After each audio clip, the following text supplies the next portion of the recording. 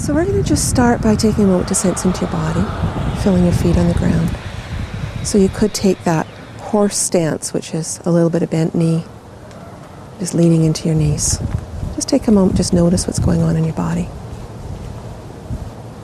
Just without changing anything, just awareness. Nanaimo-based counselor Deborah Marshall is an equine psychotherapy specialist who believes that in today's fast-paced society, horses have a lot to teach us. We spend a lot of time trying to think things out with our heads and try and figure them out. And the horses teach the very simple lesson of being in the present moment. Horses are animals that are preyed on in nature. And so their ability to read what's going on in our body and to read our intention is very, very acute. And so a horse can, in a sense, be the best therapist. When you're working with a horse in psychotherapy, the horse really becomes the therapist, and they know instantly what's going on in your body, and they mirror. And so when you watch their reaction, you can get a sense of what's going on. As humans, we hide a lot from ourselves, and we may think that we're fooling ourselves or others. We may be very afraid, but we pretend that we're tough or that we're not bothered by something. We might be sad, but we put a happy face on. And the horse sees right through that. And in fact, they get confused when we have two messages going at the same time. Learning what a horse has to teach is often done in something called a reflective session, just human and horse allowing what happens to simply happen, rather than control and predict a certain outcome. It's an experience that can then be carried into relationships with humans. When I started doing this work a couple of years ago, I wasn't in a relationship. And today I'm managing to be in a relationship, although it's long distance, which is helpful for me. But and it seems to be working.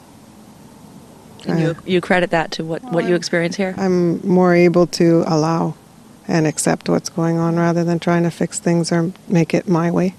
We're often either very much too busy or we're too inactive. As human beings, we're not very good at finding the middle.